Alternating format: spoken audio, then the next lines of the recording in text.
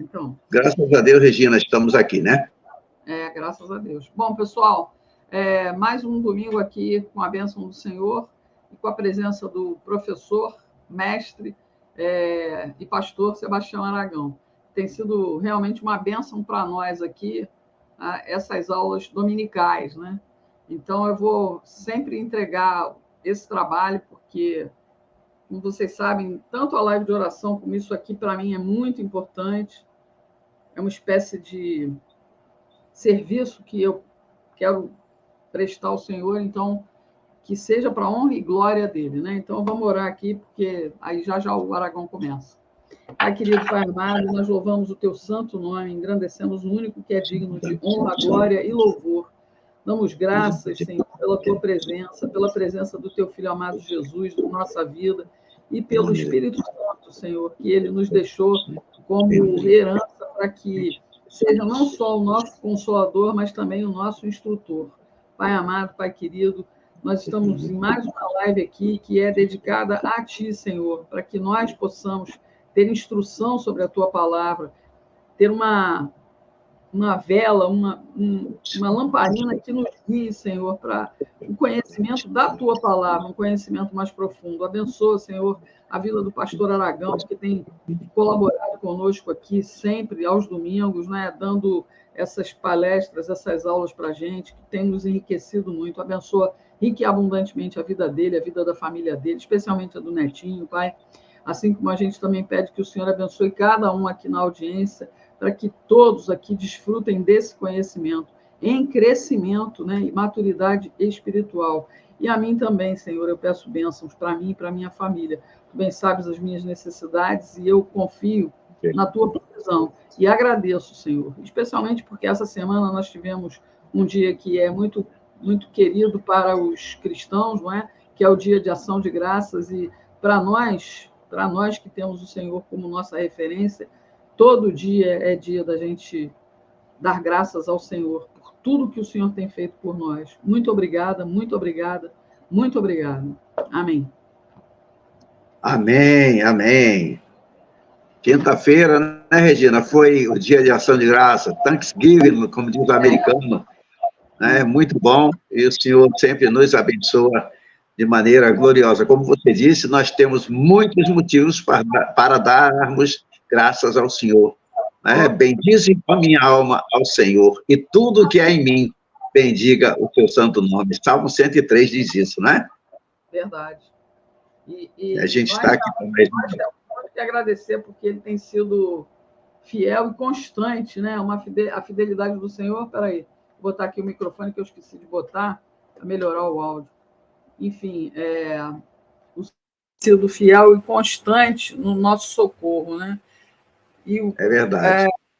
Eu até acho que a gente agradece muito pouco, mas que o Senhor saiba que a gente agradece de coração, né? Enfim, né? Porque essas aulas estão ficando cada vez melhor. Mais uma vez, eu agradeço a Deus pela tua presença na minha vida, né? Porque é uma oportunidade de tanto que a gente tem de ouvir o teu conhecimento, e você, graças a Deus, recebeu um dom do Senhor, que é o dom de nos ensinar, né? Então, o Branquinho lá vai participar da nossa live de hoje. Está ali, estou vendo ele aqui, atrás de mim. Ali em cima do móvel. Aqui. Eu também, Regina, tenho muitos motivos para dar graças a Deus, apesar daquelas coisas que a gente passa na vida, né? Apesar de muitas tribulações, mas sem elas a gente não pode viver, né? São os picos e vales do nosso dia a dia, mas nós temos motivo para dar graças a Deus quando estamos no pico, e também temos motivo para dar graças a Deus quando estamos, vamos dizer assim, passando pelo vale da sombra da morte. Mas quem está no vale, o próximo passo é subir, né? Subir em direção ao Senhor nosso Deus, sempre, sempre. E Ele tem nos sustentado, colocou você também na nossa vida, na minha e da Rosa também, e nós somos gratos a Ele, por você, pelo Marco Aurélio, por tua família que eu ainda não conheço, e também pela família que Ele me deu. O Senhor tem sido bom a cada dia e tem sempre sido abençoador em todos os sentidos. Eu sou sempre dando graças a Deus pelos vários e muitos livramentos de todo dia, né? De todo dia a gente vê isso. E graças a Deus. Vamos só caminhar de graça em graça, de fé em fé, e eu vou acrescentar aqui, de vitória em vitória, porque o Senhor está conosco. A vitória é porque Ele está conosco, né? Amém, então, é verdade. Vou te pedir para ler aquele versículozinho de sempre. Apocalipse 1, 19. Escreva, pois, as coisas que você viu, tanto as presentes como as que acontecerão. Amém. Amém. Nós já estamos, né, em nosso estudo, né, da palavra de Deus, estamos estudando juntos, nós já estamos nas coisas que acontecerão depois da igreja, depois do arrebatamento da igreja. Então, a palavra de Deus, o Senhor Jesus disse para João registrar para nós o que estaria mostrando a ele, o que estava mostrando, e ele deixou registrado para que a gente saiba que o nosso futuro não é um futuro de desgraça, não é um futuro de medo, não é um futuro de terror. Embora a gente viva presenciando terror em todos os sentidos, né, na face da terra, mas o futuro que Deus reservou para nós é um futuro maravilhoso. A Bíblia fala claramente, nós vamos ver aí, que ele foi preparar lugar. Você já leu nas lives de oração, pessoal, o Novo Testamento todinho, e todo mundo se lembra do que ele disse em João 14, logo no verso 1, não se turbe o vosso coração, crede em Deus, crede também em mim, na casa de meu pai há muitas moradas. Aí ele diz, se não fosse assim, eu vou-lo teria dito, pois vou preparar-vos lugar, e quando tiver preparado o lugar, voltarei para vós, para que onde eu estiver, estejais vós também. Aí a gente vai lendo, vai estudando no Apocalipse, aí a gente chega lá no final do Apocalipse, quando João vê a nova Jerusalém descida do céu. Por que ela não desceu ainda? Porque as casas, vamos dizer assim, as muitas moradas não estão ainda prontas. Eu me lembro até, Regina, de um irmão que eu batizei, já faz tempo isso, não sei se ele ainda é vivo, porque ele morava no Rio de Janeiro, faz tempo, uns 15 anos ou mais, eu batizei o irmão Geraldo, e ele tinha 82 anos de idade. E ele entrou, ficou firme na igreja, ele era firme na igreja e a esposa dele era do candomblé. Olha só que coisa interessante, né? Duas pessoas de religiões totalmente diferentes dentro da mesma casa. E ela nunca quis vir para Jesus, não, mas também não atrapalhava ele bem. Só que depois que ele veio para Jesus, ele falou para mim assim, pastor, agora eu quero pedir uma coisa, mas eu tenho pedido uma coisa ao senhor, mas ele não tem me atendido, eu quero que o senhor me ajude, eu quero que ele me atenda. O que o senhor quer, irmão Geraldo? Eu quero morrer, eu quero que ele me leve para o céu, eu não tenho mais nada para fazer aqui. Aí eu falei, não, irmão Geraldo, vamos esperar o tempo de Jesus. Ele, não, mas o tempo já passou e tudo. Aí falou. Acabou que a esposa dele foi embora primeiro que ele tinha 82, ela tinha 50. Meu Deus do céu, depois ele quis viver bastante tempo, não? Nada, aí ele ficou, aí chegou para mim, pastor, eu já cansei de pedir, ele não quer me atender, por que ele não me atende, pastor? Aí eu tive que pedir a Deus sabedoria para responder a ele, que eu queria responder de uma maneira, aí me veio, né, a mente, na mesma hora, eu falei, não, Geraldo, eu vou lhe explicar, o senhor não foi ainda, Jesus não é que ele não queira lhe atender a oração, é porque ele prometeu que ia preparar lugar para nós lá. E se ele não levou o senhor ainda, é porque ele não concluiu ainda a sua morada. Ele ainda está do meio para frente. Então, quando a sua morada estiver pronta, ele leva o senhor, tá bom? Aí ele entendeu, Regina, e disse, tá bom, é por isso, né? Então vou ficando por aqui. Eu falei, então fica por aqui, satisfeito, irmão Geraldo. É muito interessante, né, que quando a gente chega a ler isso na palavra, se a gente confiar mesmo, passa uma tranquilidade tão grande que a gente para de se preocupar com as coisas daqui. Sim, não é? Sim. Não há motivo, né, Regina, para preocupação. Nossa vida está nas mãos dele. Aí diz lá, é uma das coisas que é difícil para nós. Por quê? Por que o homem ama tanto a terra? Tanta maldade, tanta crueldade, tanta coisa que a gente vê. Mas é por quê? Porque a gente foi feito da terra. Nós fomos criados do pó da terra. Então, nós temos raízes profundas nesse planeta, vamos dizer assim. E a gente quer ficar aqui. No entanto, quando a gente pensa em estar com Jesus, quando a gente pensa numa morada celestial, que o poder da vida e o poder da morte estão nas mãos dele, então eu não tenho que me preocupar com um dia e com a hora, eu tenho que ter meus devidos cuidados, né?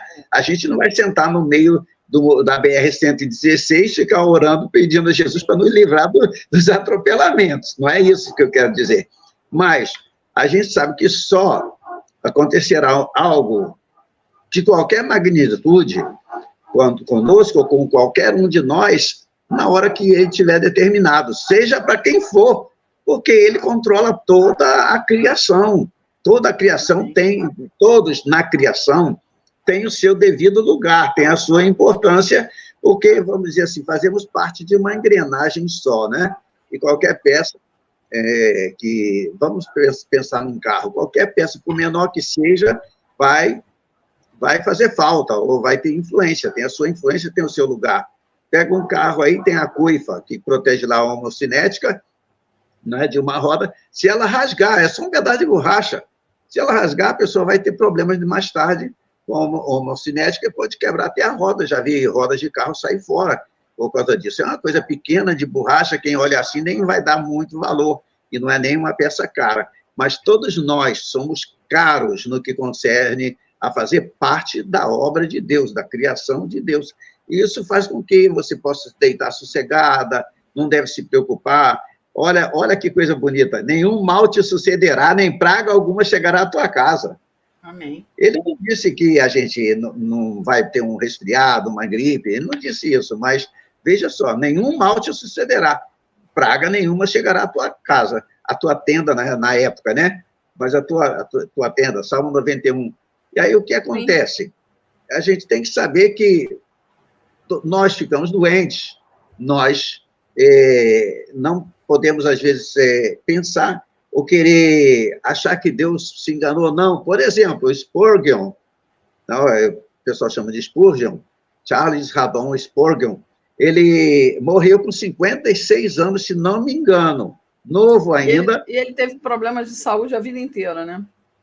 Sim, morreu cedo, com 50 e poucos anos. Já John Wesley, o pregador da Inglaterra, ele com 90 anos, 92 anos, está escrito que ele corria ainda 10 quilômetros por dia, com 92 anos, e era pregador, quem eu diria que na época dele, ele ganhou, entre aspas, a Inglaterra todinha para Jesus, entendeu?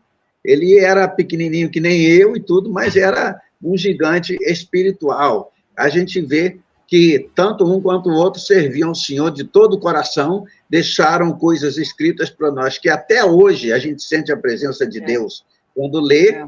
E temos lá Jonathan Edwards, que também morreu cedo, e até hoje a gente tem que, tem que prestar bem atenção para entender o que Jonathan Edwards escreveu nos seus ensinos, porque ele usa uma linguagem muito, muito apurada, entendeu? Uma linguagem... Muito. Eu tenho um devocional dele, é difícil às vezes você entender. É muito erudito. Isso, muito erudito. De todos esses que a gente costuma chamar de heróis da fé, porque tem os heróis da fé lá de Hebreus capítulo 11, mas eu estou me referindo, tem um livro atual que se chama Heróis da Fé, foi editado pela CPAD, Casa Publicadora das Assembleias de Deus. Aí vem trazendo a vida de cada um deles em poucas páginas, é lógico. E entre aqueles, os heróis da fé, vamos dizer assim, mais da atualidade, a gente vê que Deus usou com cada um de uma forma diferente. Cada um tem um chamado diferente, tem um dom, como você fala. Não adianta você botar para ensinar uma pessoa que não tem aquele dom.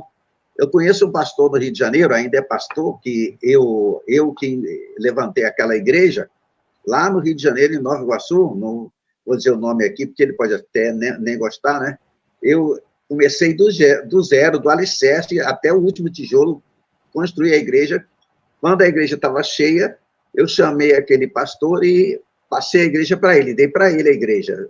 Dei entre aspas, tá? Porque a igreja é do Senhor. Eu tinha outras coisas para realizar para o Senhor e tinha que deixar alguém lá. E esse pastor, ele era muito bom, sabia muito, Regina. Ele sabia muito, sabe muito, eu posso dizer assim, porque ele ainda é vivo. Mas ele não consegue passar o que ele sabe, entendeu? Então, quer dizer, ele não foi chamado para ser mestre, embora ele saiba para ele. Eu conversando, você vê a erudição do pastor, mas ele não consegue, na hora de transmitir, ele não consegue, você fica meio perdido.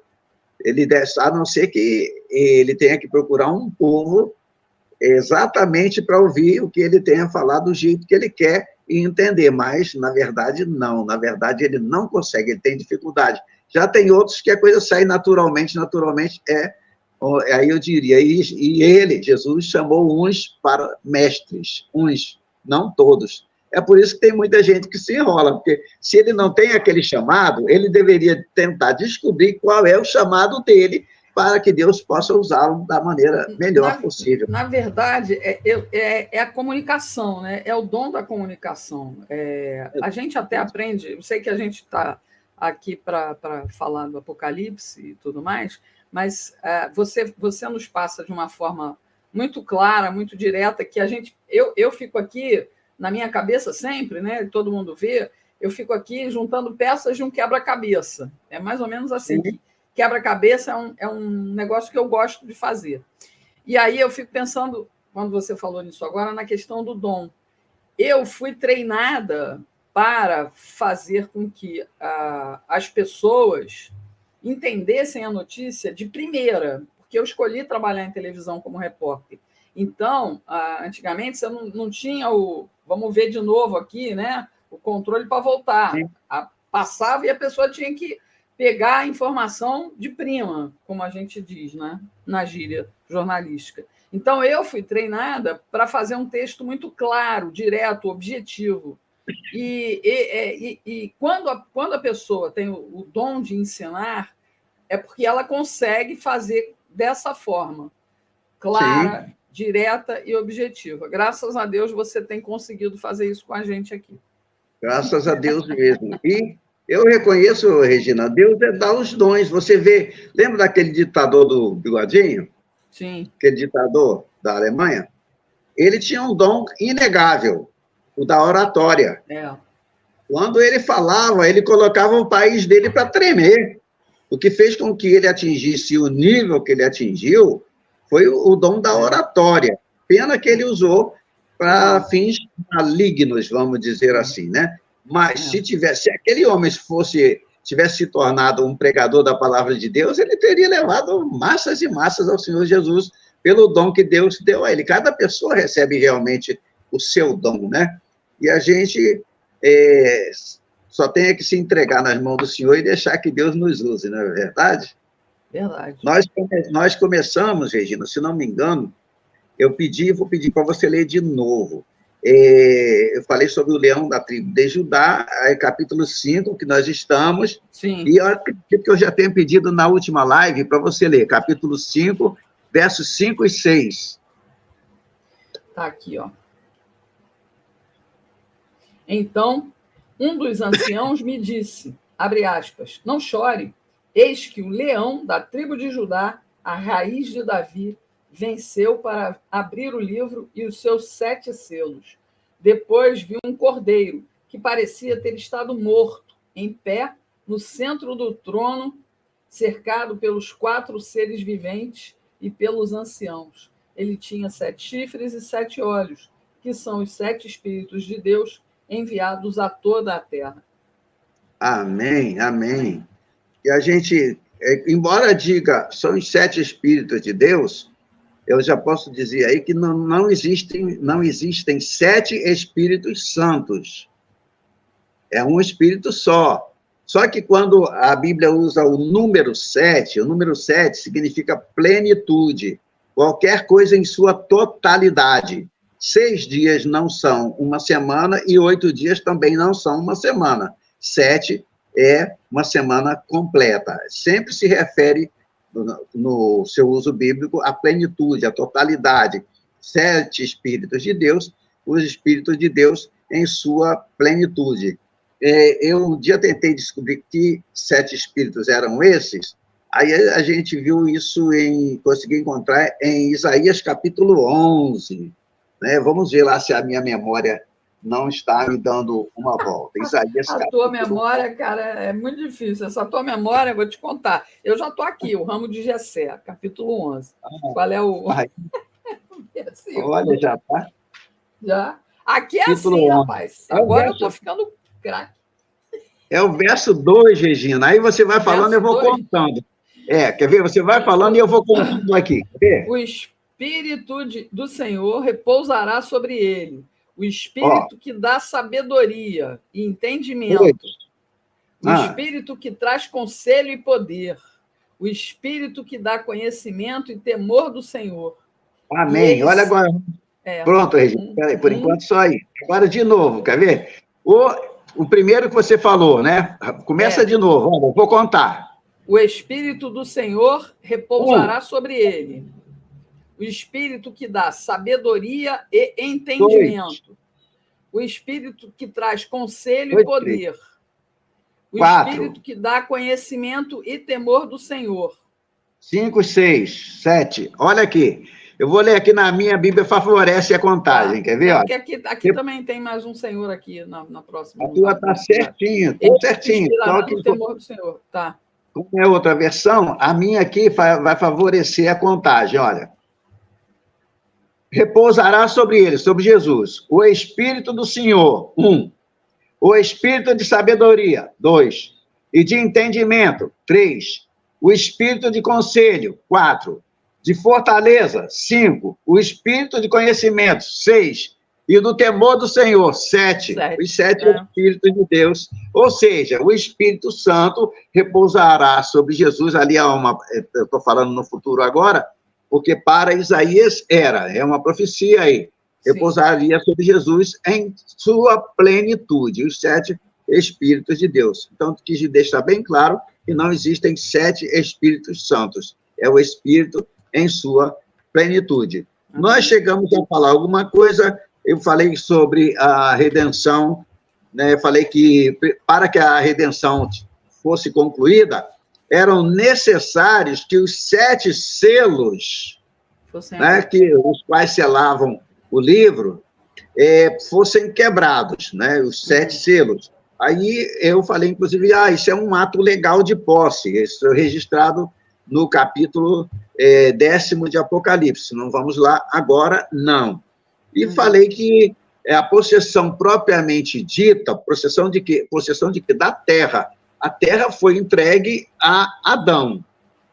Tá? E vamos colocar como hoje. Você me dá uma terra, para ela ser minha mesmo, você tem que me dar uma escritura.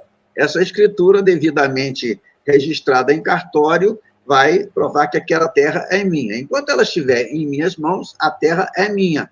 Mas ela é minha de... Como é que é? Ela é minha de... Por direito, mas ela não é legalmente minha, porque ela só será legalmente minha quando eu tiver tomado posse. E eu só terei tomado posse quando entrar nela, quando estiver nela. Então, Deus deu a Adão, Deus criou tudo e disse a Adão, olha, tudo isso aí é teu, esse jardim, essas árvores, os animais, domina sobre tudo. Isso tudo te dou. Mas assim que Adão pecou, a posse, a escritura, saiu das mãos de Adão e foi para Satanás. Satanás se tornou, vamos dizer, entre aspas, o dono da terra, o príncipe da terra. Ele continuou sendo até que Jesus tomou dele. O próprio Jesus, lá no Getsemane, ele chega a uma certa hora, ele fala assim para os discípulos, vamos-nos daqui, porque o príncipe deste mundo já vem aí. Até o próprio Jesus reconheceu que estava em mãos dele. Até que chega o momento que Jesus morre na cruz do Calvário, é o início da nossa redenção. Quando ele morre, o corpo de Jesus ficou ali no Calvário, ali no sepulcro.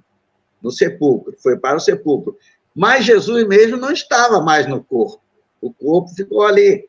E o próprio Jesus foi lá embaixo. Eu cheguei a comentar isso com vocês na live passada. Inclusive, quando ele subindo ele ao alto, levou o cativo o cativeiro. Falamos sobre isso também. Então, Jesus entrou lá. Se eu me lembro, eu cheguei a falar aqui que quem morreu foi o Cordeiro de Deus, mas quem ressuscitou, ele ressuscitou como sacerdote. E com o sangue, ele subiu ao alto, subiu ao céu, e foi purificar o Santo dos Santos Celestial.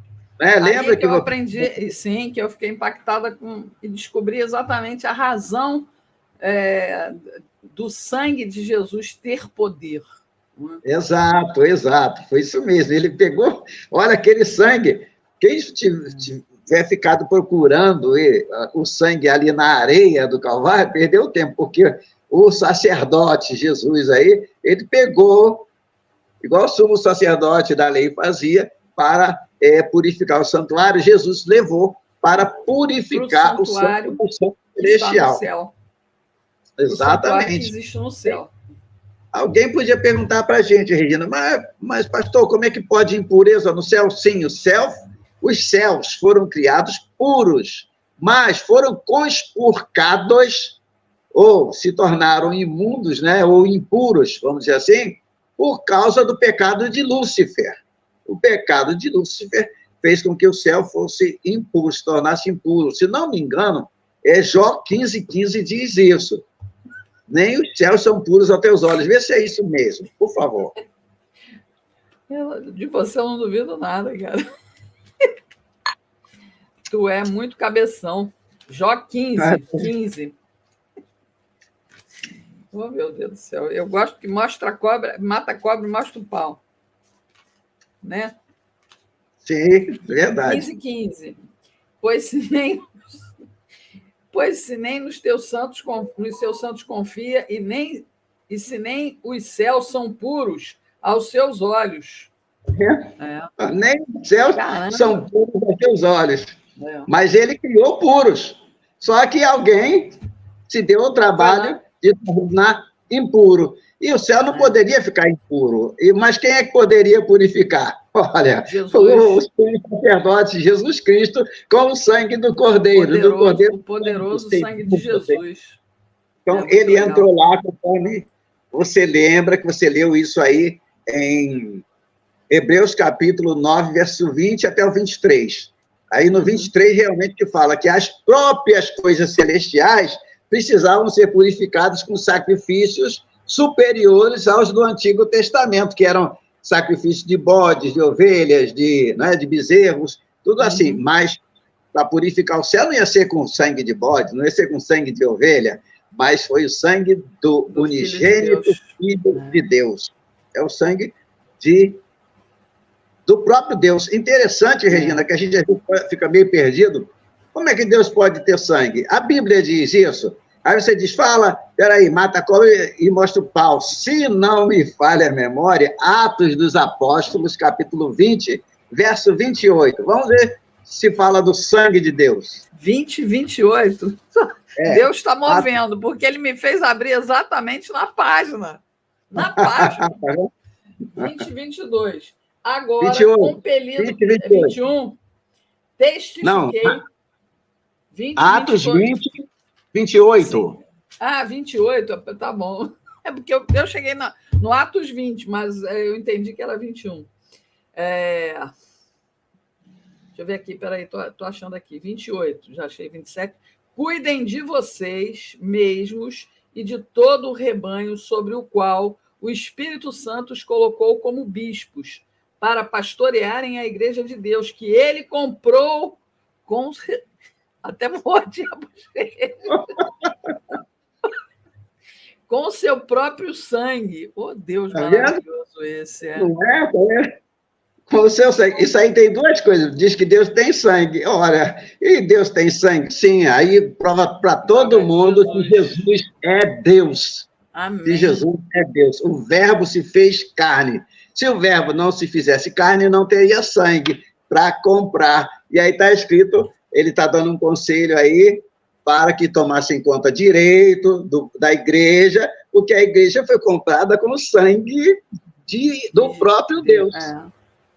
Né? A igreja é de Deus, foi comprada com o sangue do próprio Deus. Então, veja só, você vê como é que o sangue de Jesus tem poder mesmo. Tem mesmo, verdade. As pessoas às vezes falam isso como um jargão, mas não é um jargão, Regina. É real, é realidade.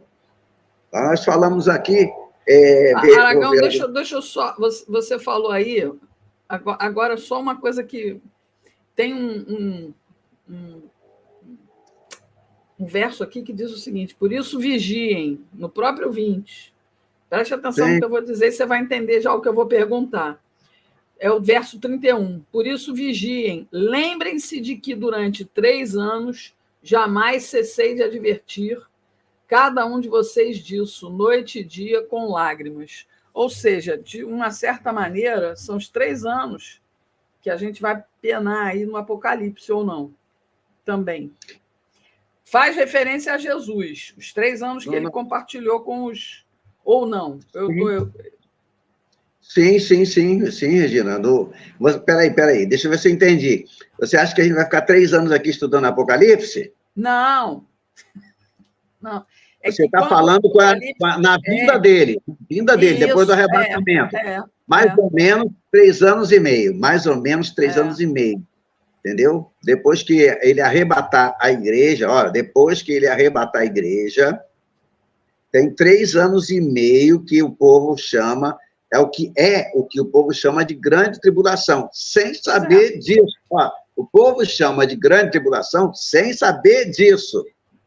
Porque a grande tribulação, segundo a maioria dos teólogos antigos que não entenderam, eles confundiram a grande tribulação, colocando a grande tribulação na última semana da 70ª semana de Daniel. Tem muita gente que ensina que depois do arrebatamento serão apenas 7 anos. 7 anos é a 70ª semana de Daniel. Só que depois que o Senhor levar a igreja, nós vamos já entrar, por isso que a gente está entrando nos selos aí. Depois que ele levar a igreja que estava cheia do Espírito Santo, a igreja que estava pronta, a igreja que estava esperando, ela vai. Mas e a igreja que não estava esperando? Espera aí. E a igreja que não estava esperando existe? Sim. Eu falei já aqui sobre as 10 virgens, as 10 prudentes. Aliás, as 10 virgens, todas eram virgens, mas a metade era imprudente. As prudentes entraram para as bodas, né? E as imprudentes foram buscar o que era necessário para poder entrar, o azeite. Só que... Quando voltaram, já era tarde. O azeite já era tarde. Por quê? Aí eu pergunto, por quê? Porque Deus, já falei até isso aqui, Deus precisa que o evangelho continue sendo pregado, mesmo após o arrebatamento, porque tem muita gente para ser salva, e ele só poderia usar a igreja. Ora, a metade subiu, está nas bodas do Cordeiro, e a outra metade fica presa aqui. Como assim? Ela fica aqui para pregar o evangelho ainda por 3 anos e meio. Para quê? Para que as nações, todas as tribos, povos, línguas e nações ouçam o evangelho de uma maneira como nunca ouviram antes. Até hoje, não teve um número de salvos tão grande quanto haverá nessa época. Você se lembra que eu falei assim, eu pedi para você ler, você leu, assim, quem são esses que estão vestidos com vestes brancas? Não é? Aí João pergunta para um dos anjos que estava com ele. Aí o anjo que estava guiando, vamos dizer assim, em minhas palavras, João, fala para ele, estes são os que vieram da grande tribulação, lavaram suas vestes no sangue do Cordeiro. Entendeu? São os que vieram da grande tribulação. Então, na grande tribulação tem salvação.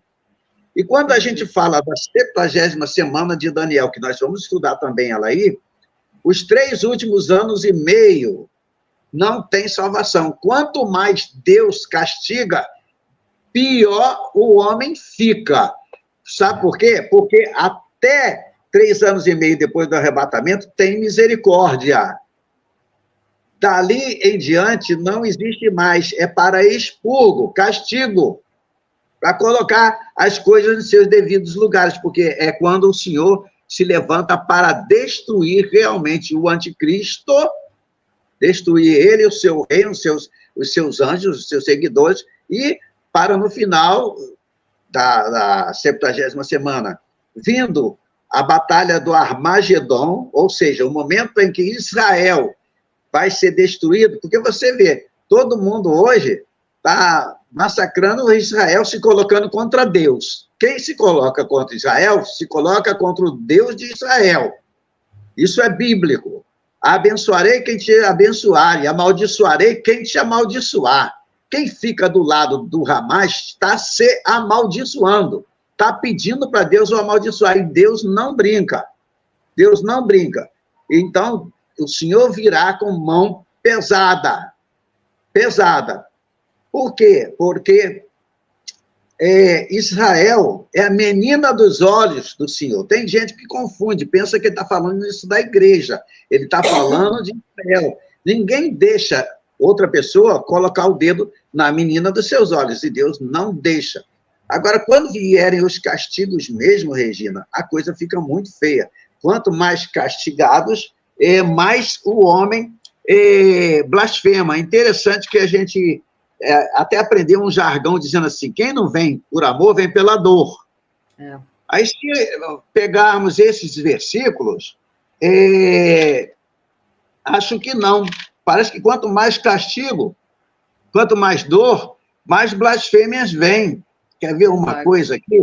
Olha só, nós não chegamos lá ainda, não está na hora, tá? Sim. Mas olha aí, abre aí, por favor, Apocalipse 16, se tiver grande diferença da minha versão para a sua, eu leio aqui também. Apocalipse 16. Já estamos aqui. Tá, então vamos ver aqui, ó. Versos... Vamos ler que não custa nada. 17 até o 21. 17 até o 21. O 7º anjo derramou a sua taça no ar, e do santuário saiu uma forte voz, que vinha do trono, dizendo, está feito. Houve então relâmpagos, vozes, trovões e um forte terremoto. Nunca havia ocorrido um terremoto tão forte como esse, desde que o homem, existe sobre a terra. A grande cidade foi dividida em 3 partes, e as cidades das nações se desmoronaram. Deus lembrou-se da grande Babilônia e lhe deu o cálice do vinho do furor da sua ira. Caramba! Furor da sua ira. Você já pensou a ira furiosa? A ira furiosa. Parece pleonasmo, né?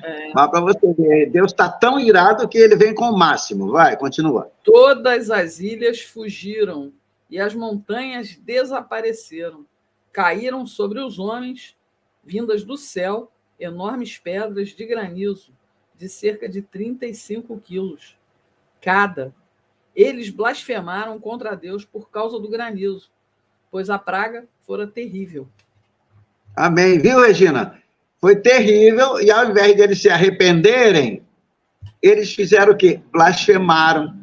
E não é só nessa vez aí, não. Há outros momentos que nós vamos ver também. Quanto mais Deus castiga, ao invés deles se arrependerem, mais eles blasfemam contra o Senhor. Então, eu digo, nem sempre a pessoa vem pela dor, não, viu? Às vezes a dor aí era tremenda, a destruição era imensa. Já imaginou a linguagem bíblica? O furor da sua ira.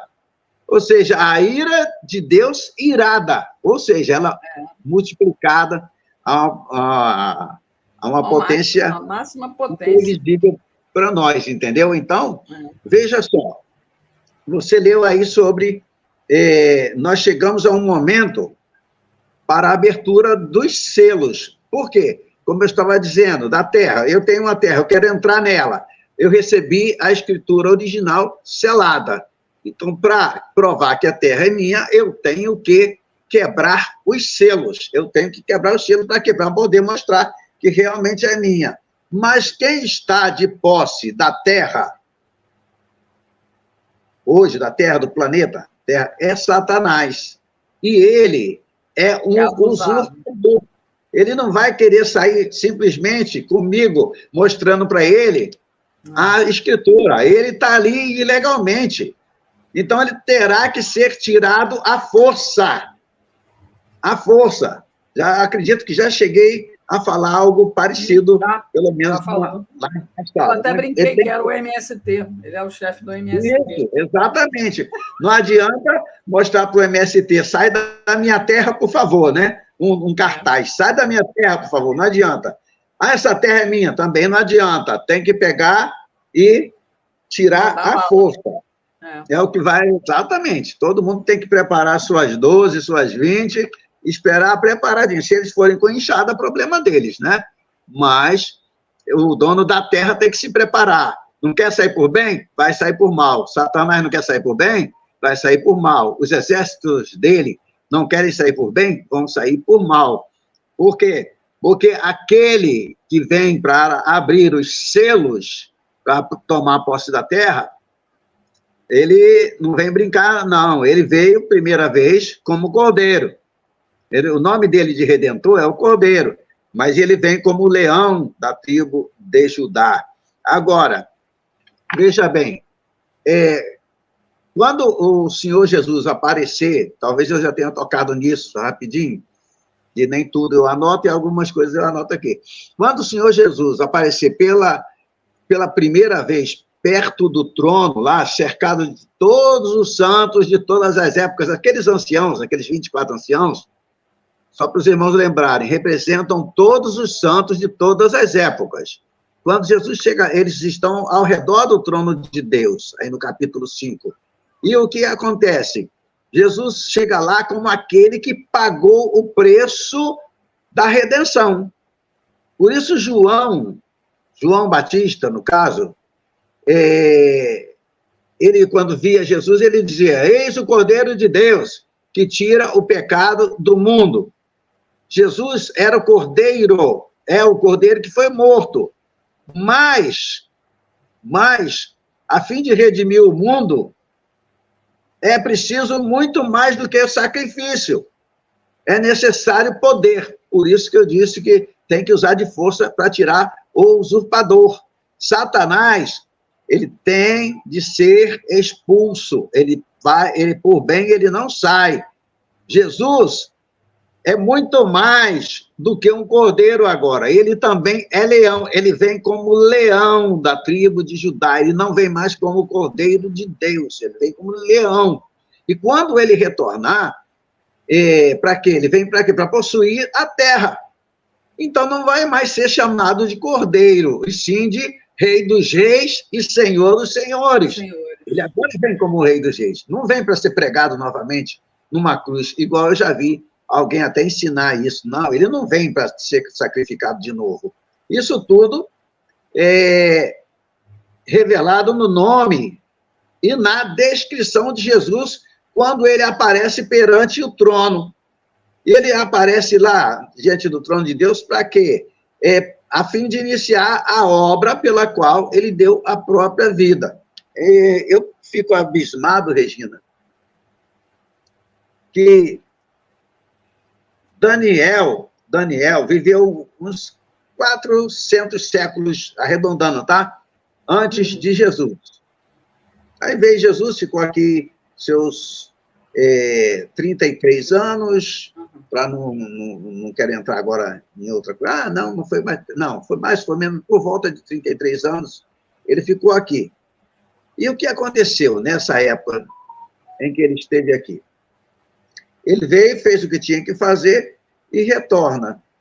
E Jesus, ele ficou, depois da ressurreição, 40 dias, né? 40 dias completos, com seus discípulos, dando suas últimas instruções.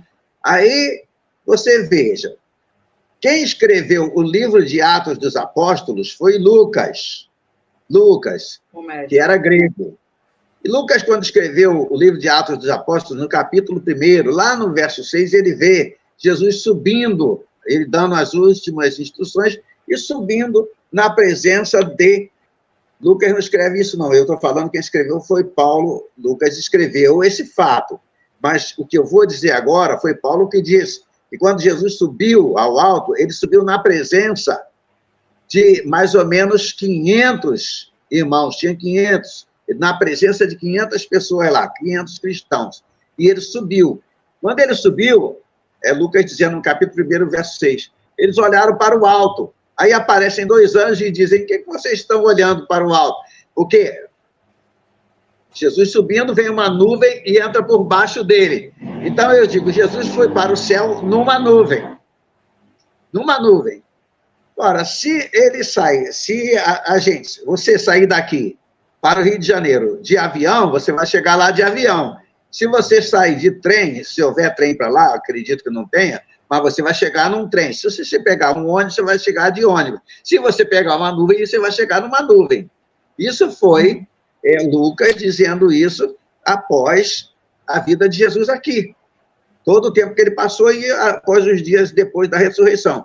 Já Daniel, enquanto Lucas descreve a subida de Jesus numa nuvem, 400 anos antes, Daniel viu a chegada de Jesus nessa nuvem. Se não me falha a memória, eu acho que dessa vez vai falhar, Regina. Daniel, eu acho que, não me engano, deixa-me ver. Sim, a gente sempre fica em dúvida aí se é o capítulo 7 ou se é o capítulo 10, porque eu amo tanto esses dois que... O sonho de Daniel, os 4 animais, é o 7. Não, esse não. Esse daí é o 7. É o 7. A visão do homem vestido de linho está no 10. Peraí. 10. Vi o filho do homem, quer ver? Tá. Esse aí é o próprio Jesus. O próprio Jesus. É a chegada dele no céu. Peraí. Não disse para você que agora ia dar uma falhadinha? Não. Se você não visto, agora você viu. Vamos ver aqui. Mas é no 10 mesmo. Quando ele chega e vai até os anciãos de dias. Eu acho que é o 7, Regina. Quer ver? Porque aqui no 10 diz assim, Sim. Naquela ocasião eu passei 3 semanas chorando, não comi nada saboroso, carne, vinho, nem provei, não usei nenhuma essência aromática. Até se passaram 3 semanas. No 24º dia do primeiro mês, eu estava em pé junto à margem de um grande rio, Tigre. Olhei para cima e diante de mim estava um homem vestido de linho, com um cinto de ouro, puríssimo na cintura. Seu corpo era como berilo, o rosto como relâmpago, os olhos como tochas acesas, os braços... Ele está descrevendo Jesus, mas não é esse aí que eu quero, não. É capítulo 7 mesmo. Mas, de qualquer maneira, né? Sim, somente ele já viu. Eu tive a visão, os que me acompanhavam nada viram. Você quer que eu vá para o 7? Eu vou para o 7. No capítulo 7, verso 13. Agora eu não me engano mais. 13. Mas, de todo modo, ali ele também vê. Ali ele também vê. Também. Ali é quando Daniel estava orando para que Deus revelasse a ele sobre a 70ª semana, tá? Agora eu quero mostrar simplesmente que Jesus subiu numa nuvem e chegou numa nuvem. Eu quero mostrar que Daniel, 400 anos antes, viu a chegada de Jesus antes dele subir. 400 anos antes dele subir, Daniel já viu ele chegando. Capítulo 7, verso 3. Abre aspas. Em minha visão à noite, vi alguém semelhante a um filho de homem, vindo com as nuvens dos céus. Ele se aproximou do ancião e foi conduzido à sua presença. Ele recebeu autoridade, glória e o reino. Todos os povos... Nossa, eu fico arrepiada. Todos os povos, nações e homens de todas as línguas o adoraram. Seu domínio é um domínio eterno que não acabará. E o seu reino jamais será destruído. Amém. Tá vendo, Regina? Não adianta, o cristão não precisa ficar com medo de nada, não. O reino dele é eterno, jamais será destruído. E ele reina hoje através de quem? Da igreja. E veja só, você vê ele falando assim, 400 anos antes dele subir, Daniel já viu ele chegando. Esse livro é maravilhoso. Não é incrível isso? Incrível. Daniel, 400 anos antes de Jesus subir, Daniel já viu ele chegando. Daniel é um abençoado, né? Foi um abençoado. Ele era chamado de homem muito amado. O anjo, quando falava com ele, dizia assim, Daniel, homem muito amado. Ah, Daniel, você vê que aonde você leu ainda agora, no capítulo 10, Daniel fala assim, quem teve a visão, vamos falar nós aqui, quem teve a visão foi Daniel, mas quem estava com ele, a visão era tão poderosa que quem estava com ele fugiu sem estar vendo nada, não sabia do que estava acontecendo, fugiram.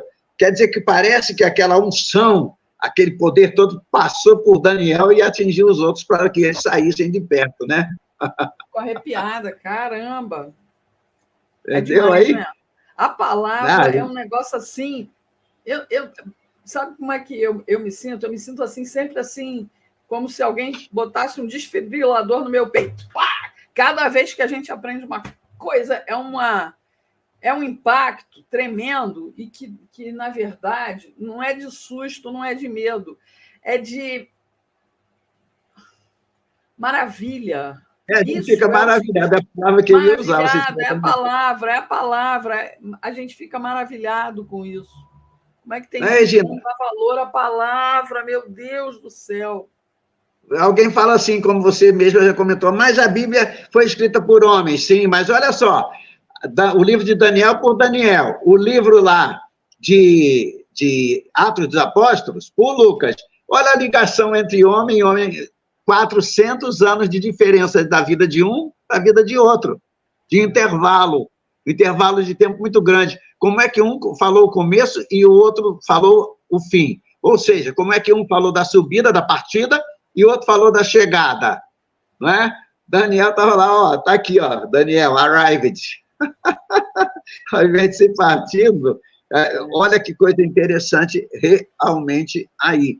A Bíblia não se contradiz nunca. Então, Jesus, ele vem para reinar sobre a terra. Ele veio para nos tornar reis e sacerdotes. Está aí no capítulo 5 também. Nós já lemos? Não, peraí. Já. Sim, não. Daqui a pouco. Se você, para o nosso rei, quer ver? Vamos até, Regina, capítulo 5. Você leu agora até o capítulo 6, não foi? Até o versículo 6, no 5, foi? Foi. 6. Leia, por favor, aí no capítulo 5, do 8 ao 10, para você ver o nosso futuro, Regina. Ao recebê-lo, os 4 seres viventes e os 24 anciãos prostraram-se diante do Cordeiro.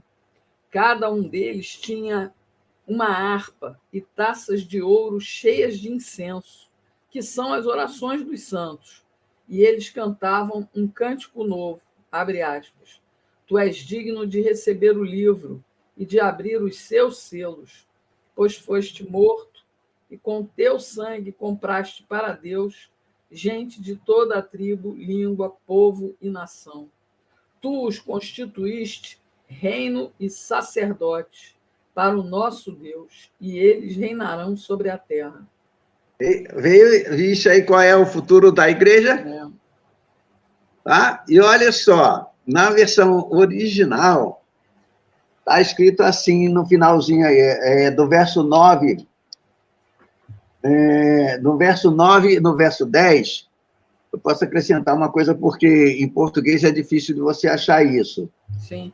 Não sei se você reparou aí, Regina. Tá calor aí, Aragão, tá calor aí, você tá com a testa molhada. Tá calor. Sim. E eu liguei o ventilador ali, só não ligo muito em cima aqui para não jogar meus papéis para o alto, né? Mas olha só, aí é um verdadeiro culto, um culto no céu. Esse culto é dirigido pelos seres viventes. os 24 anciãos são toda a igreja, todo mundo se prostra diante do Cordeiro e eles têm taças de ouro cheias de incenso, que são as orações dos santos, quer dizer, tem oração, no verso 9 tem cântico e tem louvor. Mas o interessante que eu falei que não dá para perceber em português, é o seguinte, verso 9, diz assim, ó, e entoavam um novo cântico, dizendo, digno és de tomar o livro e de abrir-lhe os selos, porque foste morto e com o teu sangue nos compraste, isso aí não aparece Sim. na versão em português, nos compraste para Deus, os que procedemos de toda tribo, língua, povo e nação, e para o nosso Deus nos constituíste reino e sacerdotes, e reinaremos sobre a terra. Nós temos um futuro glorioso. Amém. Daqui para frente. O pior é que a gente, quando olha assim, né, a gente sabe que não é digno de receber a graça, né? Mas é a gente dele. Agradece, é dele, é grátis. É grátis. Ele deu para nós. Você leu em Daniel capítulo 7 que ele recebeu o reino, né, a majestade, o louvor, o domínio, não é? E o que ele fez com aquilo? Veja só, é interessante, se você tem um relógio, você quer dar esse relógio, você olha para centenas de pessoas na sua frente, você escolhe um e resolve dar para aquela pessoa. E todo mundo, mesmo que ache que aquela pessoa é indigna, vai ver você dando o relógio e fala, ué, Regina, vai dar logo para ele? Você diz, espera aí, o relógio é meu e eu dou a quem eu quiser. Eu quero dar para ele. Então, em Daniel, quer ver? Veja o que está escrito em Daniel 7:27. Dessa vez eu acho que a minha memória não vai me enganar, não. 7:27. Tua memória nunca te engana. 7:27. Tua memória... Queria eu envelhecer com uma memória dessa. 7:27, né? Sim. Meu Jesus amado. Então a soberania, o poder e a grandeza dos reinos que há debaixo de todo o céu serão entregues nas mãos dos santos, o povo do Altíssimo. O reino dele será um reino eterno, e todos os governantes o adorarão e lhe obedecerão. Veja só, Regina, ele recebeu o reino, a soberania, a glória, tudo, e faz o que com isso tudo? Dá para nós. Então, aí, é para vocês. Vocês é que vão reinar, e ele reina através de nós. E como assim? Porque ele não é a cabeça da igreja? Então, você pode dizer, já citei isso numa live lá para trás, e a igreja e nós, e Jesus, um só, porque ele é a cabeça e nós somos o corpo, cabeça sem corpo não vale nada, e corpo sem cabeça não vale nada. O corpo faz o que a cabeça determina, vamos dizer assim, e é o que acontece. Jesus é o cabeça ou a cabeça da igreja, tanto faz. Se querem dizer ou cabeça ou a igreja, ou a cabeça, tanto faz. Ele é ele que determina e a igreja faz. O poder de Jesus é o poder da igreja. É a mesma coisa que eu dizer que o poder da igreja é o poder de Jesus. O que falta é uma igreja, ou a igreja, uma denominação, ou um pastor, ou um membro em si, chegar à conclusão de que se o poder de Jesus é dele, ele pode e deve usar esse poder, mas só que ele não se atreve, ele vai dizer, se eu disser e não acontecer, se eu mandar e não... Entendeu? Porque Jesus falou que quem tiver fé, né, do tamanho, né, ou então fé como um grão de mostarda, que é a menor semente que existe ali, ele fala assim, olha, vamos dizer, pega a árvore, sai desse monte, planta-te no meio do mar, a árvore vai fazer isso.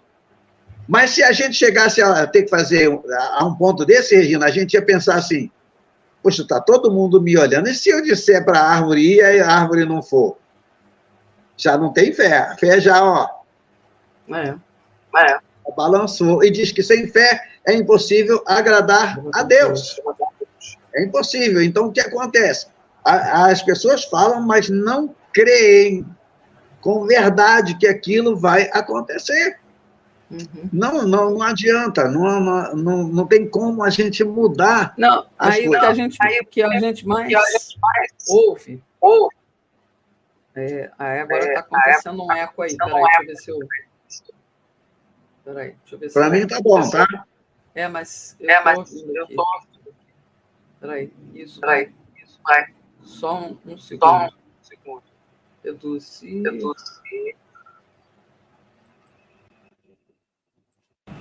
eu ver aqui. Veja se ainda está. 1, 2, 3. Melhorou. Melhorou. Não. Então, Regina, você ia dizendo que a gente mais ouve aí. Não estou te ouvindo.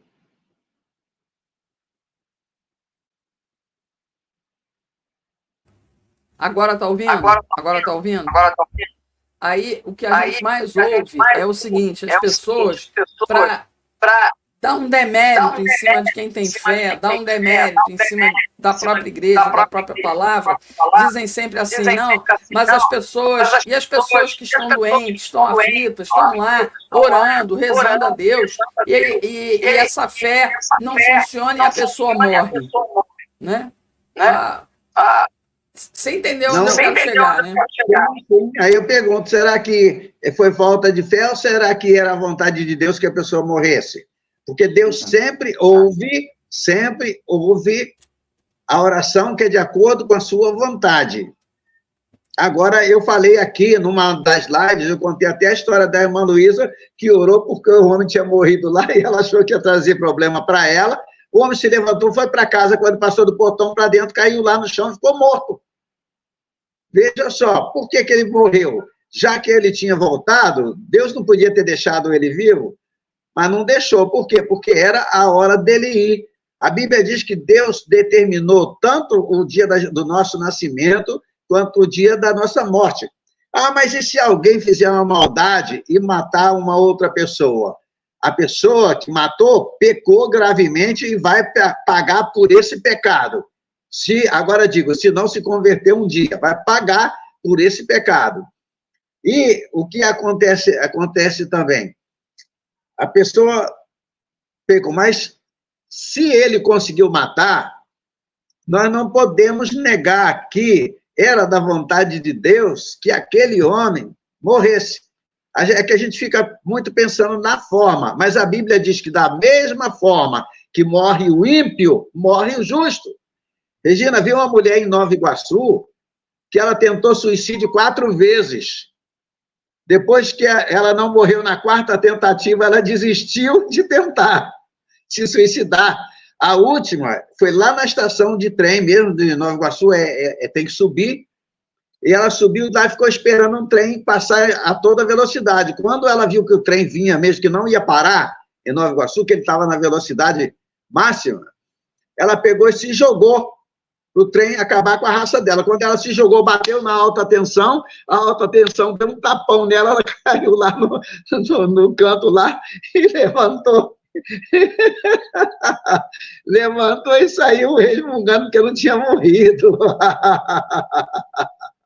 Então, porque não era da vontade de Deus que ela morresse, nenhuma tentativa. Aí ela desistiu de tentar se suicidar. Quer dizer, o porquê ela tentava, eu não sei, tá? Agora, veja, quando a gente vê aí, onde você leu, falando dos 7 chifres e dos 7 olhos, né? Pastor, vou falar aqui um pouquinho do Apocalipse, claro. 7, eu vou repetir, sempre significa totalidade. 7, todo poder. 7 chifres, todo o poder. Todo conhecimento. Chifres, no mundo espiritual, representa poder. Na Terra, significa nação. Tá? Nação. Até quando você vê filmes aí de fantasias, que alguém faz Satanás, eles fazem Satanás com chifres grossos, fortes, poderosos, para infundir medo mesmo, né? Então, o chifre no céu, na linguagem espiritual, lá no céu, na visão celestial, representa poder. 7 chifres, 7, todo poder. e 7 olhos, todo o conhecimento. Todo o conhecimento. 7 sempre significa plenitude, uma coisa completa, totalidade. Toda autoridade me foi dada no céu e na terra. Jesus disse isso. Onde? Em Mateus 28, 18. Agora, os 7 olhos são explicados. São os 7 Espíritos de Deus. Você leu aí os 7 olhos, que são os 7 Espíritos de Deus, quando você leu aí mesmo no capítulo 5, nos versos 5 e 6. Aí mesmo explica, no finalzinho do 6, ele dizendo 7 olhos que são os 7 Espíritos de Deus. Não precisa da minha interpretação, porque já está claro, está dizendo, olha, os 7 olhos que são os 7 Espíritos de Deus, ou seja, o Espírito Santo, como eu falei aqui, em sua plenitude. Não se trata, aí, Regina, de um símbolo, não é um símbolo, como o dos 7 chifres da besta. 7 chifres da besta. Como símbolo, aí eu volto, por isso que eu usei a palavra terra. O chifre sempre representa uma nação. E no céu, representa, como eu disse, poder ou energia. Ana, a mãe de Samuel, ela cantou, a minha força está exaltada no Senhor. Eu lembro até hoje onde está isso. 1 Samuel 2:1, ela diz, a minha força está exaltada no Senhor. Mas no original, a palavra traduzida por força para nós é chifre. É chifre, no original. Hoje teria uma conotação totalmente diferente, né? Um homem ou uma mulher dizendo meu chifre, o povo vai levar logo para outro lado, né? Vai levar logo, poxa, a mulher ou o marido dessa pessoa, o cônjuge dessa pessoa adulterou. É que vou pensar logo, vou brincar, vou caçoar. É o que a gente, como ser humano, vê no dia a dia, leva até para uma brincadeira. Só que aqui agora nós não estamos brincando. Lá no original, quando ela diz a minha força está exaltada no Senhor, literalmente está o meu chifre, está exaltado no Senhor. Ou seja, o meu poder, a minha força, tá? E estas duas figuras, elas são encontradas em um só versículo. Quer ver? Aí eu vou te pedir lá, vamos ver se dessa vez falha. Segundo o livro das Crônicas, capítulo 16, verso 9. Vamos ver as duas figuras no mesmo versículo. Segundo das Crônicas, capítulo 16, verso 9.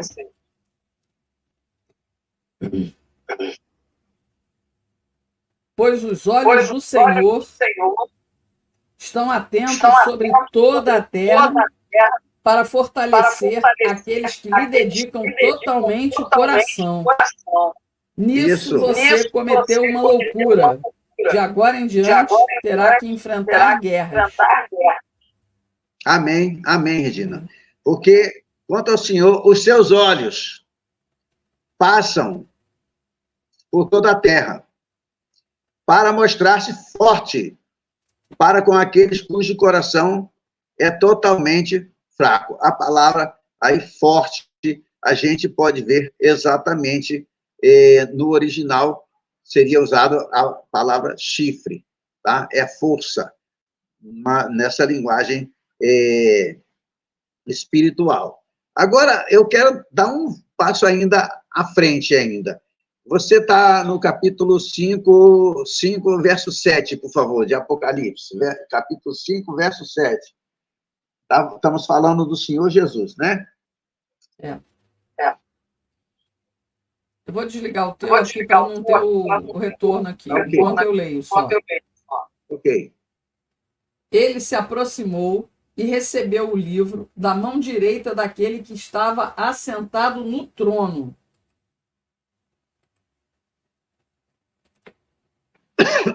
Pronto. Tá bom, graças a Deus. Veja só, esse ato em que o Cordeiro se aproxima do Senhor Deus e recebe da mão dele o livro, esse ato não será anotado na terra, embora não demore muito tempo para que as suas consequências sejam sentidas. Lá no céu, o cordeiro vai até o trono do ancião de dias e recebe, e tira da mão dele o livro selado com 7 selos. Ninguém da terra vê isso. Mas as consequências do que está acontecendo no céu, logo, logo serão sentidas na terra. Tá?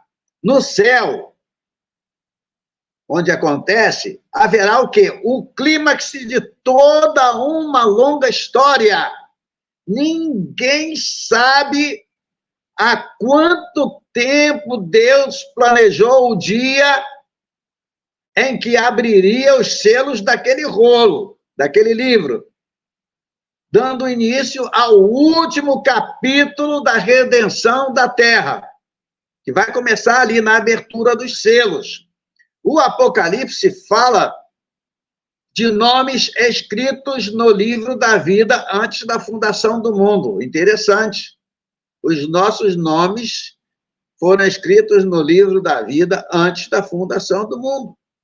Agora, há evidências de que a Terra tem passado por certo número de catástrofes e criações separadas entre si por milhões de anos. Regina, isso agora eu estou citando ciência, tá? Eu não estou citando ali, isso aí a gente não vai achar claro na Bíblia, mas agora, já que a ciência quer ser apoiada pela Bíblia, então eu vou botar a Bíblia apoiando a ciência agora, pelo menos no nosso estudo aqui. Veja só, há evidências, todo mundo...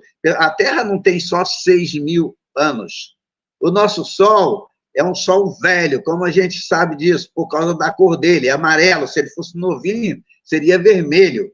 Então, a nossa estrela é uma estrela já muito mais antiga. De Adão para cá tem só 6.000 anos. 6.000 anos. Tem algo que a gente ouve, às vezes, os cientistas falarem, a gente, como cristão, toda a nossa tendência é duvidar e desacreditar. Eles dizem que foi achada uma ossada de um antecessor do homem, geralmente eles levam para o lado do macaco, ou homem de Neandertal, ou um daquele que viveram há 15.000 anos atrás. Nossa tendência de cristão é de 15.000, de Adão para cá só tem 6.000 anos, mas interessante, olha só, início da Bíblia, no princípio criou Deus os céus e a terra, verso 1, verso 2, e a terra, vou botar como está no original, tornou-se sem forma e vazia, havia trevas sobre a face do abismo, e o Espírito de Deus pairava sobre as águas. Ora, quando a gente vai se aprofundar nessa área de estudo, os grandes estudiosos dizem que tem 200 milhões de anos entre o versículo 1 e o versículo 2. Tanto é que no versículo 2, você já encontra as águas e não fala nada sobre a criação das águas. Nada. Tá? Havia trevas sobre a face do abismo. E o Espírito de Deus pairava sobre as águas, como se fosse uma pomba com as suas asas assim, ó, sobre as águas. Aí no verso 3 vai dizer assim, e disse Deus, haja luz. Aí apareceu a luz, houve a luz. Ou seja, o Espírito de Deus estava esperando a ferramenta para criar a luz. Qual foi a ferramenta? A palavra. Enquanto Deus não usou a palavra, o Espírito de Deus não trabalhou para trazer a luz. Ele estava lá e nada mudava. É a hora que a gente está vendo desgraças e desgraças na Terra e a gente fala, onde é que estava Deus quando aconteceu isso? Deus... Aí eu pergunto, lá na criação, nos primeiros versículos da Bíblia, o Espírito de Deus estava lá, mas tudo continuava sem forma e vazia. Tudo eram trevas, não se via beleza nenhuma. Mas, voltando aqui aos estudiosos agora, 200 milhões de anos entre o verso 1 e o verso 2. Dizem que a ciência, há 65 milhões de anos, foi o fim dos dinossauros. Conheço pastores que negam até a existência dos dinossauros. Mas você vai, não é? Você vai a um museu. Dependendo do museu, você vai tocar no osso de um dinossauro. Como é que você vai poder dizer que não existiu um bicho que você pode tocar no osso dele? Ou nos ossos? Dizem até que o Grand Canyon, lá nos Estados Unidos, foi quando caiu o meteoro que destruiu todos os dinossauros com aquela pancada só. Por quê? Porque não haveria possibilidade de viver o homem com aqueles bichos terríveis que estavam lá, aqueles animais. Então, veja só, há pessoas que acreditam, provar é difícil, eu não tenho como, mas que Deus criou e apareceram catástrofes, apareceram... aí sim, essas catástrofes destruíam tudo e Deus recriava. Ora, se apareceu uma ossada em que meu Deus, é branquinho, né? Eita! Pegou na hora que ele estava arrumando alguma encrenca. E arrumando uma encrenca feia mesmo. Feia. Aí se pensa o seguinte, aí você já deve ter visto até figuras de um crânio desse tamanho enorme. O homem não tem a cabeça daquela. Aí a ciência não sabe como explicar esses seres que existiram antes. Aí eles vêm dando o nome através da teoria de Darwin, que nos dias de sua morte ele disse que ensinou um monte de bobagem. Tem isso aí registrado, ele dizendo que só viu que tinha ensinado bobagem nos últimos dias dele. Fala. Eu sempre entendi que era um processo de criação, como qualquer artista que cria o seu trabalho. Quando eu estou escrevendo um texto, eu escrevo a primeira frase. Se não ficar boa, eu apago ela e reescrevo. E assim vai até que eu me dê por satisfeita. É verdade. E é assim, então, a gente pode entender que foi acontecendo isso. Agora, esses seres, vamos dizer, viveram mesmo? Será que eles estavam? Vou mostrar uma coisa para você, para todos, né, que vão nos assistir. Vamos para Ezequiel, capítulo 28, Regina, por favor. Ezequiel 28. Eu vou abrir a minha Bíblia aqui também. Minha velhinha aqui. Ezequiel 28.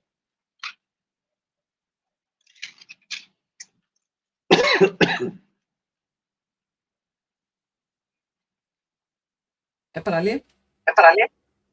Olha só, olha o versículo 11, do 11 em diante.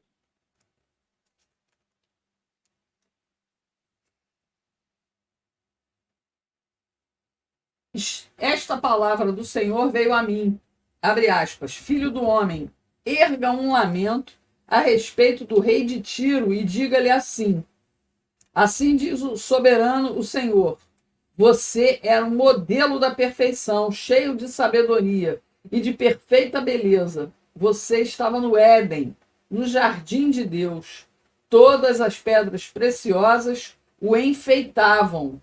Sárdio, topázio e diamante, berilo, ônix e jaspe, safira, carbúnculo e esmeralda. Seus engastes e guarnições eram feitos de ouro. Tudo foi preparado no dia em que você foi criado. Você foi ungido como um querubim guardião, pois para isso eu o designei. Você estava no Monte Santo de Deus e caminhava entre as pedras fulgurantes. Você era inculpável em seus caminhos, desde o dia em que foi criado até o dia que se achou maldade em você. É para ir até o final? Peraí. Pode ir 16 e 17, até o 18. Aliás, como até o 19. Que é o final. Reverberando, eu tô tirando seu som. Engraçado, eu achei que ele estava falando de Adão. Você era inculpável em seus caminhos desde o dia em que foi criado, até que se achou maldade em você. Por meio do seu amplo comércio, você encheu-se de violência e pecou. Por isso eu o lancei humilhado para longe do monte de Deus. E o o demônio, né? Por isso eu o lancei humilhado para longe do monte de Deus e o expulsei, ó querubim guardião, do meio das pedras fulgurantes. Seu coração tornou-se orgulhoso por causa da sua beleza. E você corrompeu a sua sabedoria por causa do seu esplendor. Por isso eu o atirei à terra. Fiz de você um espetáculo para os reis.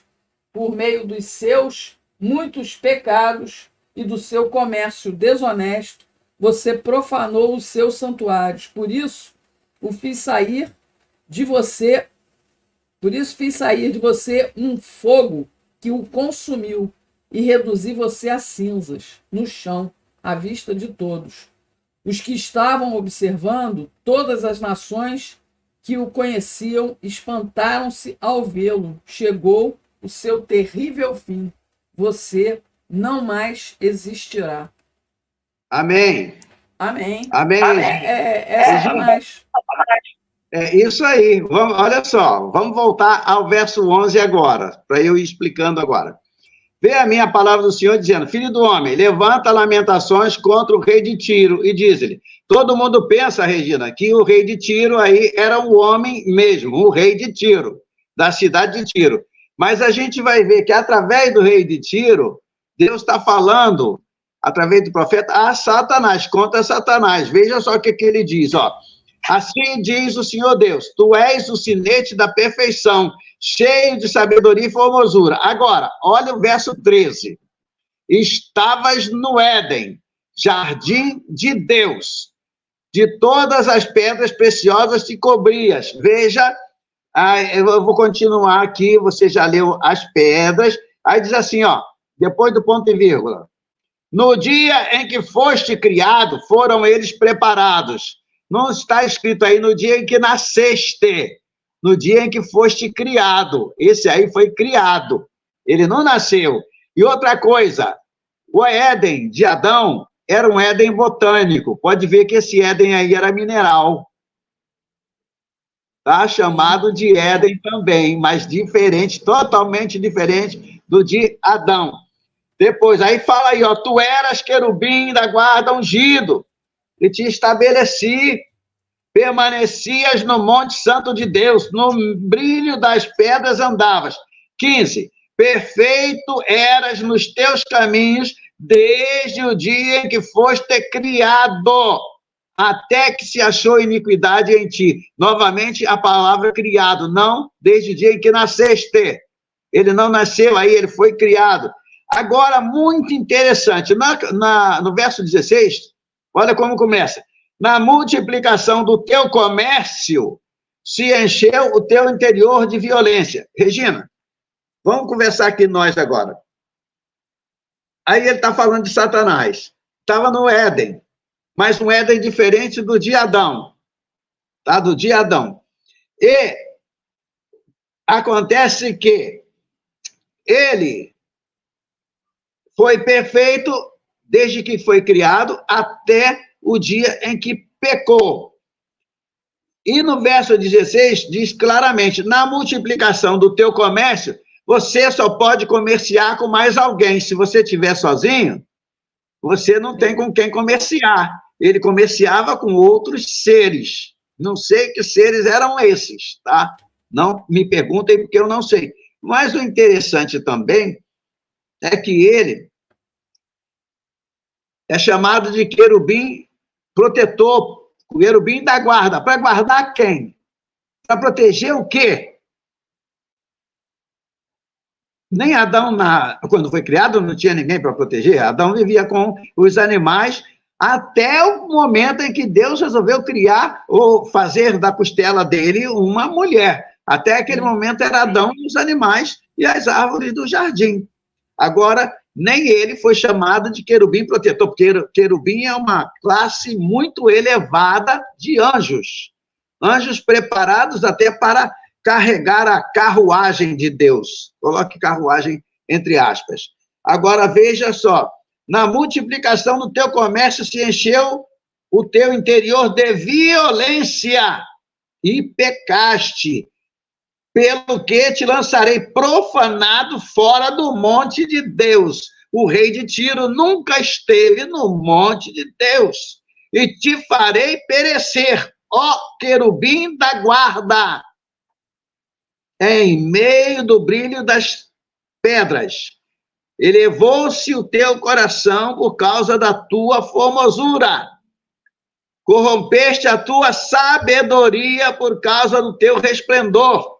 Lancei-te por terra diante dos reis, te pus para que te contemplem. Aí vem do verso 18, dizendo assim de novo: pela multidão das tuas iniquidades, pela injustiça do teu comércio, profanaste os teus santuários. Veja bem, se ele comerciava, ainda era injusto no comércio. Fala muito da sabedoria dele. Eu não te pedi para você ler, mas olha só que coisa interessante. Verso 3, do capítulo 28 mesmo. Leia ele aí.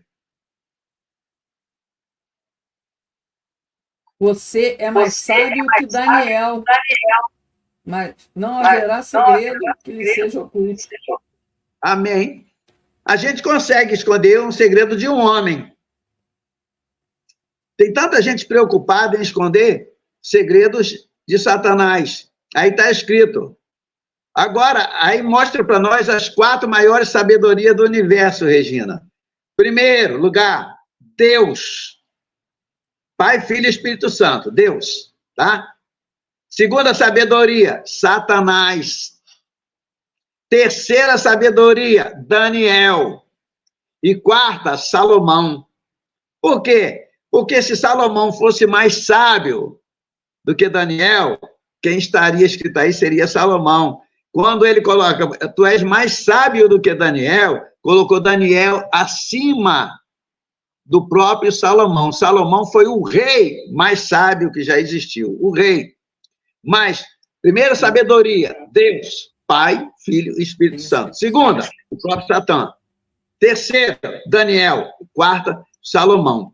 A gente vê nisso aí. Alguém, não, mas ele está falando do rei de Tiro. Mas como se fosse através de uma metáfora. Ele utilizou o rei de Tiro como um exemplo, mas se referindo a Satanás. Aí eu pergunto, com quem, então, ele comercializava? Que seres eram esses? E de catástrofe em catástrofe, nós vamos continuar aí na live que vem, mas veja só, de catástrofe em catástrofe, ele ia, como você ia fazendo, ia vendo como é que eles iam acontecendo. Se você reparar, Regina, você lê, qualquer pessoa que lê todo o Antigo Testamento, não se ouve falar de demônios. Quando a gente entra para o Novo Testamento, com a presença de Jesus na Terra, começa a aparecer aqui ou ali demônios, e Jesus expulsando, libertando as pessoas que tinham escravizado de demônio. Em nenhum lugar a Bíblia explica a origem desses demônios. Qual a origem deles? Tem gente que confunde os anjos que caíram com Satanás com demônios. Eles não são demônios, eles são anjos caídos. Satanás pode ser chamado até, acertadamente, de o demônio. O demônio em pessoa,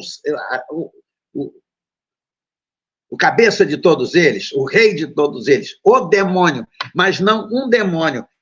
Por quê? Satanás tem corpo, um corpo espiritual, um corpo angelical, mas tem corpo. Demônios não têm corpo. Se Satanás, o próprio, quisesse entrar numa pessoa, ele não poderia, porque ele já tem o seu próprio corpo. Os demônios entram em quem não tem proteção de Jesus, porque eles não têm corpos, então procuram um corpo qualquer para habitar. Então, se uma pessoa não tem Jesus, ele tem um vazio dentro dele. Ele só tem corpo e alma. Está faltando o lugar do espírito. Como o lugar do espírito está vazio, um demônio, ou seja, esse espírito pode entrar nele para ocupar aquele lugar. Se você chega e expulsa aquele demônio da pessoa, voltou a ficar vazio. Só que você expulsou, fica limpo aquele lugar. Se a pessoa se converter, quem ocupa ali? O Espírito Santo de Deus. Aí, se o demônio quiser voltar, não acha mais como entrar, porque o Espírito de Deus está ocupando aquele lugar e não tem mais vazio para ele. Então, de onde vieram esses demônios? Eu acredito, e alguns também, que esses demônios que começaram a aparecer por causa da presença de Jesus são os espíritos provenientes daquelas criações anteriores. Veja que eu disse aqui, para não dizer para ninguém que eu estou enganando ninguém, eu disse aqui que isso daí não vamos encontrar na Bíblia. É difícil de achar isso daí, porque na Bíblia só está escrito o que é concernente à salvação. Se existiram ou não criações anteriores a Adão, não importa para a nossa salvação, porque para a nossa salvação está escrito de Adão para cá. Quando apresenta Deus andando com o homem, Deus prometendo ao homem que enviaria um redentor, tudo que é concernente à salvação está na Bíblia. Aí tem apenas 6.000 anos. O que ficou para trás não ficou registrado, mas a gente vê esses demônios até hoje. Mas, pastor, não são os anjos de Satanás? Não. Regina, se um anjo de Satanás for um elefante, um demônio desses que estão por aí enganando pessoas, um demônio que não é ofensivo, mas se me chamar para provar, eu provo na íntegra, o pessoal chama de orixás, são demônios. Se um anjo caído, um anjo de Satanás, for um elefante, um orixá é uma pulga. É uma pulga. São seres inferiores, que os povos chamam até de deuses. De deuses. Mas, na verdade, eu aqui não estou com discriminação religiosa, nem nada. Mas eu disse, se deixar, eu provo. Eu provo. Chama qualquer orixá e me chama junto. Vamos ficar cara a cara para ver o que vai acontecer. Eu provo que a pessoa que ele tiver não vai ficar em pé perto de mim. Por isso que eu digo que eu provo. Pode chamar quantos quiserem. Isso daqui não é arrogância, não, viu? Isso é porque eu sei quem é o Jesus a quem eu sirvo. Eu sei que faço parte de Deus. Deus está em mim, assim como eu estou nele. Mas porque eu sou bonzinho, porque eu sou santo? Não, porque Cristo me perdoou, Cristo me renovou, Paulo disse, Cristo habita em mim, agora já não vivo mais eu, mas Cristo vive em mim. Então, Cristo vive em mim, vive em você, e vive em qualquer cristão que se entrega a ele, e tem consciência disso, Regina, não pode ser derrotado por nenhum espírito imundo, nenhum. E espírito imundo que eu quero falar são esses demônios que estão espalhados por aí, disfarçados de todas as coisas. E não sei se você já reparou que eles dão, agora tenho que me referir a uma religião. Tem uma religião que, quando eles se manifestam, está lá no Rio de Janeiro, ele dá o nome. Quando está no Ceará, ele dá o mesmo nome. Todos os terreiros, ao mesmo tempo, eles têm todos o mesmo nome. Aí eu pergunto, por quê? Porque eles querem dar a impressão que são onipresentes, como Deus é onipresente. Mas o demônio que está no Rio não está aqui no Ceará. E o demônio que está no Ceará não está na Bahia. O demônio que está na Bahia não está no Espírito Santo, não, de jeito nenhum. No estado do Espírito Santo, de jeito nenhum. Mas eles dão o mesmo nome para confundir as pessoas que não conhecem Jesus. Querem saber se eu estou dizendo a mentira ou verdade?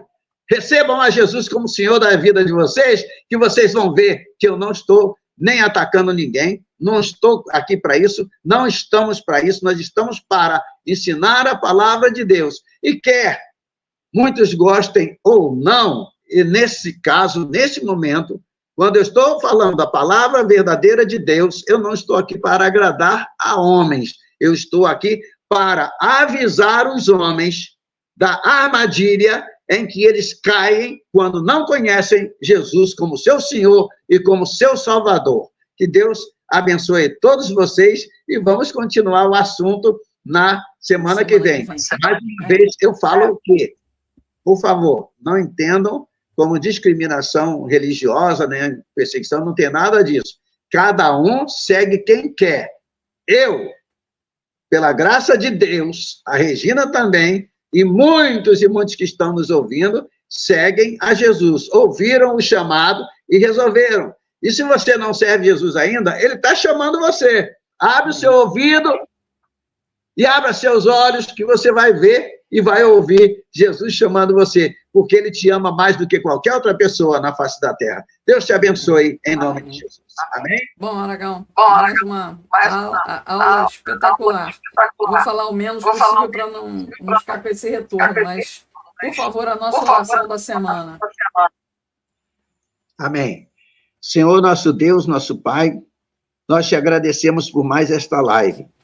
Pedimos ao Senhor que abra os olhos daqueles que estão nos assistindo neste momento, abra os ouvidos espirituais para que possa penetrar em seus corações a tua palavra e eles, Senhor, possam chegar até o Senhor Jesus. Porque o Senhor Jesus é o único Deus todo-poderoso, soberano sobre toda a terra.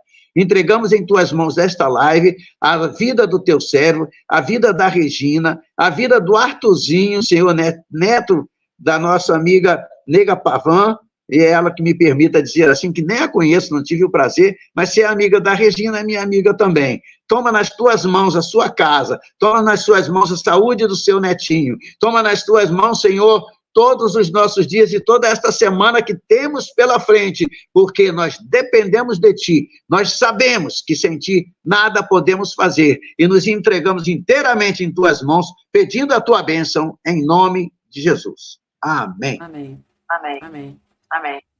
A bênção A bênção do Senhor na do nossa Senhor vida. na nossa vida. Deus abençoe. Beijo grande aí na Rosa.